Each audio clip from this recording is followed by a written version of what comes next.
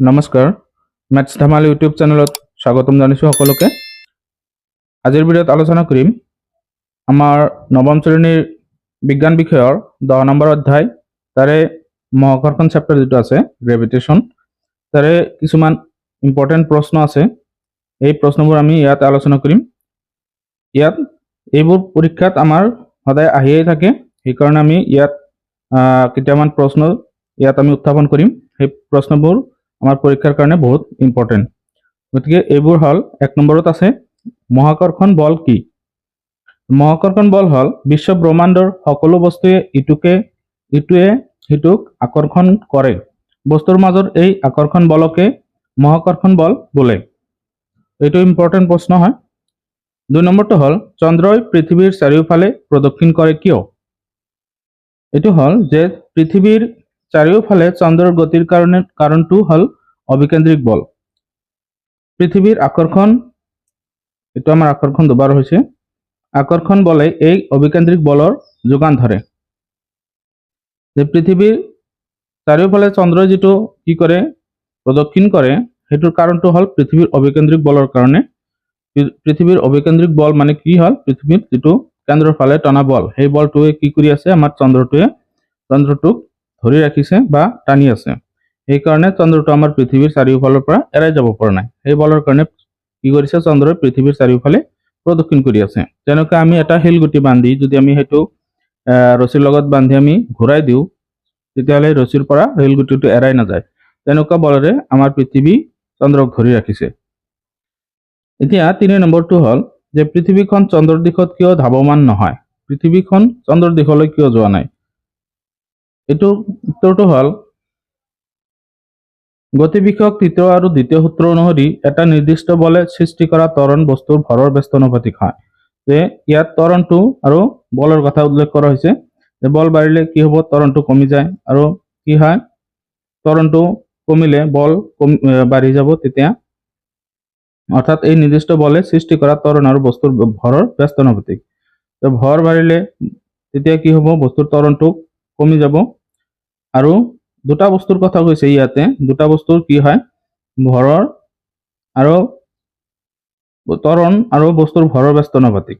ত্বৰণ বাঢ়িলে বস্তুৰ ভৰ কমে আৰু বস্তুৰ ভৰ বাঢ়িলে ত্বৰণ কমি যায়।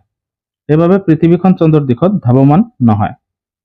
এতিয়া যেনেকৈ ৰছীডালত আমি কোনো এটা বস্তু যদি বান্ধি বা শিলগুটি এটা বান্ধি ঘূৰাই দিওঁ, সেইটো কি পৃথিৱীৰ নিচিনাই হ'ব।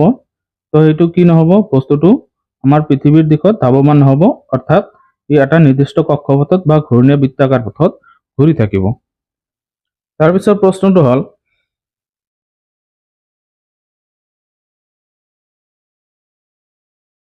কেন্দ্ৰাভিমুখী বা অভিকেন্দ্ৰিক বল কি? যিটো বলে ত্বৰণৰ সৃষ্টি কৰে। অৰ্থাৎ ত্বৰণ আমাৰ কি আছিলে, যে বেগৰ পৰিৱৰ্তনৰ হাৰকে ত্বৰণ বুলি কোৱা হয়। একক সময়ত হোৱা বেগৰ পৰিৱৰ্তন হাৰকে ত্বৰণ বোলে। ঠিক এইটো কিছে যিটো বলে ত্বৰণৰ সৃষ্টি কৰে আৰু বস্তু এটা বৃত্তাকাৰ পথত ঘূৰাই ৰাখে, সেই বল কেন্দ্ৰৰ দিশত ক্ৰিয়াশীল, কেন্দ্ৰৰ দিশলৈ যায়। এই বলকে অভিকেন্দ্ৰিক বল বুলি কোৱা হয়। 5 নম্বৰ প্ৰশ্ন, ইয়াত আমাৰ কোৱা হৈছে মহাকৰ্ষণৰ বিশ্বজনীন সূত্ৰটো লিখা আৰু প্ৰমাণ কৰা যে F = G m/m/v²। তো মহাকৰ্ষণৰ বিশ্বজনীন সূত্ৰটো আমি সকলোৱে জানো, যে সেইটো পৰীক্ষাত আহে, মেক্সিমাম অহা দেখা যায়। তো ইয়াত আমাৰ মহাকৰ্ষণৰ বিশ্বজনীন সূত্ৰটো হল যে বিশ্ব ব্ৰহ্মাণ্ডৰ কি কৈছে প্ৰতিটো বস্তুৱে আন প্ৰতিটো বস্তুকে আকৰ্ষণ কৰে। এই আকৰ্ষণী বল বস্তু দুটাৰ ভৰৰ গুণফলৰ সমানুপাতিক আৰু ভৰ বস্তু দুটাৰ মাজৰ দূৰত্বৰ ব্যস্তানুপাতিক। অৰ্থাৎ বস্তুটোত প্ৰয়োগ হোৱা যেটো বল, সেই বলটো কি হ'ব, দুটা বস্তুৰ মাজৰ যেটো আকৰ্ষণ বল, সেই বলটো ভৰ বস্তু দুটাৰ ভৰৰ গুণফলৰ সমানুপাতিক হ'ব, আৰু দূৰত্ব বস্তু দুটাৰ মাজৰ যি দূৰত্ব থাকিব সেই দূৰত্বৰ ব্যস্তানুপাতিক। অৰ্থাৎ বস্তু দুটা যদি বেছি দূৰত হয় তেতিয়া আকৰ্ষণ বলটো কমি যাব, আৰু বস্তু দুটা যদি দূৰত্ব কম হয় তেতিয়া আকৰ্ষণ বলটো বাঢ়ি যাব। এতিয়া আমি ইয়াতে লৈছো যে ধৰা হল যে দুটা বস্তু ইয়াতে A আৰু B ধৰা হৈছে, আৰু ইহঁতৰ ভৰ ক্ৰমে কেপিটেল M আৰু স্মল m। এতিয়া বস্তু দুটাৰ মাজত আকৰ্ষণ বল হ'ব F। তো F ডাইৰেক্টলি প্ৰপৰ্চনেল অৰ্থাৎ সমানুপাতিক m capital M into m কৈছিল যে সিহঁতৰ ভৰৰ গুণফলৰ সমানুপাতিকটো কি হয় বলটো হয়। তো ইয়াত মহাকৰ্ষণৰ সূত্ৰ প্ৰথমটোত আছে এইটো যে বস্তু দুটা আকৰ্ষণ কৰে, এই আকৰ্ষণীয় বল বস্তু দুটাৰ ভৰৰ গুণফলৰ সমানুপাতিক আছিলে, এইটো আমি লিখিছো। এতিয়া সিহঁতৰ বস্তু দুটাৰ যেটো আছিলে A আৰু B ইহঁতৰ মাজৰ দূৰত্বৰ ব্যস্ত অনুপাতিক হ'ব বলটো। আকৌ যদি কি হয় বস্তু দুটা দূৰত যায় তেতিয়া দূৰ বেছি হয় তেতিয়া আকৰ্ষণ বল কমিব, আৰু যদি বস্তু দুটাৰ মাজৰ দূৰত্ব কমি যায় তেতিয়া আকৰ্ষণ বল বাঢ়িব, সেইটো ব্যস্ত অনুপাতিক বুলি কোৱা হয়। এটা বাঢ়িলে আনটো কমে। এইটো মহাকৰণৰ সূত্ৰ অনুযায়ী আমি লিখিছো F ইনডাইৰেক্টলি প্ৰপৰ্চনেল বা ব্যস্ত অনুপাতিক 1/d স্কয়াৰ। d মানে হল দূৰত্ব, বৰ্গৰ ব্যস্ত অনুপাতিক বুলি কৈছে। এতিয়া ইয়াত আমাৰ সূত্ৰটো ইয়াতে আমাৰ দূৰত্বৰ ব্যস্ত অনুপাতিক, ইয়াত দূৰত্বৰ বৰ্গৰ ব্যস্ত অনুপাতিক লিখিব লাগিব, ইয়াতে বৰ্গৰ ব্যস্ত অনুপাতিক। তেতিয়াহ'লে আমি এইটো F আমি এই দুটা সূত্ৰৰ পৰা আমি ক'ব পাৰি যে F আৰু F এটা ল'ম আমি ইয়াৰ পৰা, M এইখিনি ওপৰত আছে তো ইয়াত D টো তলত আছে, তো এইখিনি ওপৰত যাব আৰু এইটো D টো তলত থাকিব। এতিয়া এই প্ৰপৰ্চনেল চিহ্নটো উঠাই দিয়াৰ কাৰণে আমি এটা ধ্ৰুৱক ল'ব লাগে, সেইটো ধ্ৰুৱকটো হ'ল G। তো F is equal to G M into M by D square। তো G এটা হ'ল সমানুপাতিক ধ্ৰুৱক। এতিয়া আমি দ্বিতীয় তাৰ নেক্সট প্ৰশ্নলৈ যাওঁ। 6 নম্বৰ প্ৰশ্ন, মহাকৰ্ষণৰ বিশ্বজনীন ধ্ৰুৱকৰ মান SI একক আৰু কি আখৰৰ দ্বাৰা সূচোৱা হয়? মহাকৰ্ষণৰ বিশ্বজনীন ধ্ৰুৱকটো হ'ল G আখৰৰ দ্বাৰা বুজোৱা হয়।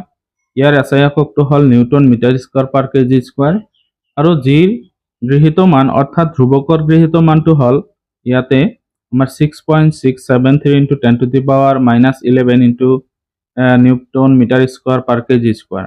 এইখিনি হ'ল জিৰ গৃহীত মান। এইটো কোৱা হয় যি কোৱা হয় সেইকাৰণে বিশ্বজনীন ধ্ৰুৱক, মহাকৰ্ষণৰ বিশ্বজনীন ধ্ৰুৱক। আৰু 7 নম্বৰ প্ৰশ্নটো হ'ল মাধ্যাকৰ্ষণিক ত্বৰণ কাক বোলে? যে পৃথিৱীৰ মহাকৰ্ষণৰ বলৰ বাবে হোৱা ত্বৰণক মাধ্যাকৰ্ষণিক ত্বৰণ বোলে। ইয়াক স্মল g দ্বাৰা সূচোৱা হয়। ইয়াৰ গৃহীত মান হ'ল 9.8 মিটাৰ পাৰ ছেকেণ্ড স্কয়াৰ। এতিয়া আমি 8 নম্বৰ প্ৰশ্নটো চাওঁ। 8 নম্বৰ প্ৰশ্নত কৈছে মুক্ত অধগমন কি? মুক্ত অধগমন কি? যে পৃথিৱী পৃষ্ঠত যদি কোনো এটা বস্তু আমি শূন্য স্থানৰ পৰা পেলাই দিওঁ তাকে মুক্ত অধগমন বুলি কোৱা হয়। আৰু এইটো কিহৰ কাৰণে সম্ভৱ হৈছে? কাৰণটো হ'ল এইটো পৃথিৱীৰ মাধ্যাকৰ্ষণ বা আকৰ্ষণ বলৰ কাৰণে সম্ভৱ হৈছে। পৃথিৱীৰ মহাকৰ্ষণ বলৰ প্ৰভাৱত যিকোনো বস্তু পৃথিৱীৰ কেন্দ্ৰৰ দিশলৈ পৰিলে সেই গতিক মুক্ত অধগমন বুলি কোৱা হয়। এতিয়া আমি প্ৰশ্ন 9 নম্বৰটোত আহিছো।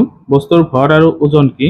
বস্তুৰ ভৰ হ'ল যে বস্তু এটাত নিহিত হৈ থকা পদাৰ্থৰ পৰিমাণকে ভৰ বোলা হয়। আনহাতে বস্তু এটাৰ ভৰে হ'ল জড়তাৰ যোগ। জড়তা কিমান হ'ব বস্তুটোৰ এইটো হ'ব বস্তুৰ ভৰৰ ওপৰত নিৰ্ভৰ কৰে। তাৰপিছত বস্তুৰ ওজন কি আছিলে? ভৰৰ SI এককটো আমি জানি লওঁ যে ভৰৰ SI এককটো হ'ল কি? কিলোগ্ৰাম পাৰ কেজি। কিলোগ্ৰাম যে ভৰৰ SI একক হ'ল কিলোগ্ৰাম। এতিয়া বস্তুৰ ওজনটো হ'ব কোনো বস্তু যি বলেৰে পৃথিৱীৰ ফালে আকৰ্ষিত হয় তাকেই সেই বস্তুৰ ওজন বোলা হয়। ওজনৰ SI একক হ'ল নিউটন, এইটো ওজনৰ SI একক। এতিয়া 10 নম্বৰ প্ৰশ্নটো চাওঁ আমি।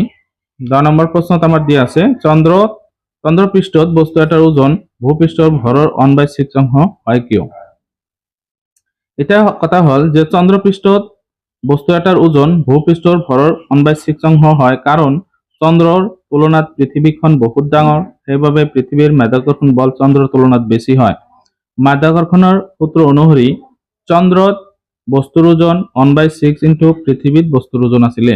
এইটো মাধ্যাকৰ্ষণৰ সূত্ৰ আছিলে যে অৰ্থাৎ পৃথিৱীত কোনো বস্তু যদি ওজন 1 নিউটন হয় চন্দ্ৰত ইয়াৰ ওজন হ'ব 6 নিউটন, অৰ্থাৎ 6 গুণে হ্ৰাস হ'ব, কম হ'ব।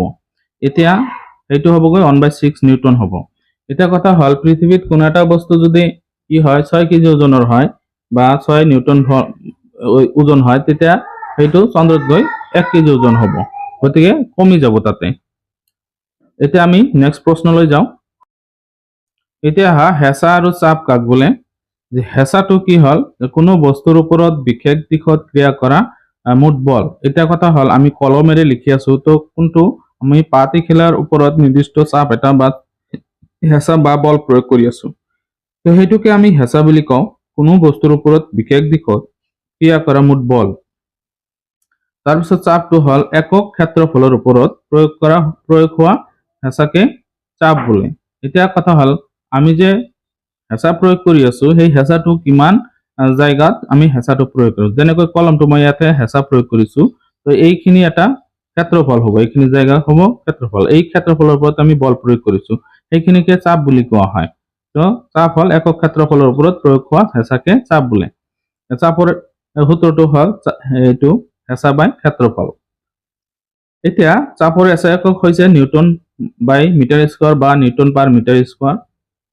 তাৰপিছত বিজ্ঞানী ব্লেজ পাস্কেল নামৰ বিজ্ঞানীজনৰ সন্মানত চাপৰ SI একক পাস্কেল বোলা হয়। কেতিয়াবা ইয়াক কি পাস্কেল বোলা হয়, ইয়াত PA আখৰেৰে সূচোৱা হয়। তো আমি পাস্কেল মানে আমি নিউটন পাৰ মিটাৰ স্কোৱাৰ বুলি বুজি পাম। এতিয়া আমি নেক্সট প্ৰশ্নত আহিছো। 11 নম্বৰ প্ৰশ্ন ইয়াতে চাপ কেই প্ৰকাৰৰ আৰু কি কি? চাপ আমাৰ 3 প্ৰকাৰ, ঊৰ্ধ্বমুখী চাপ, নিম্নমুখী চাপ আৰু পাৰ্শ্বমুখী চাপ। চাপ হ'ল আমাৰ 3 প্ৰকাৰৰ। এতিয়া তৰলৰ পৃষ্ঠই কি কৰে? তৰলৰ পৃষ্ঠই আমাৰ 3 প্ৰকাৰৰ চাপ দিয়ে। আমি যদি এটা হেৰি লওঁ, বটল লওঁ, এনেকে যদি এটা বটল লওঁ আৰু এই বটলটোত যদি আমি পানী ভৰ্তি কৰি দিওঁ,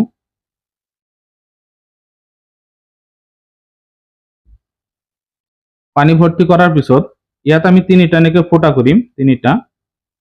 এতিয়া 3টা ফুটাই যদি আমি একেলগে এৰি দিওঁ, তো পানীখিনি কি হ'ব? এইটো একেবাৰে দূৰত যাই পৰিব এনেকে, আৰু তাৰ ওচৰত পৰিব, এইটো একেবাৰে ওচৰত পৰিব।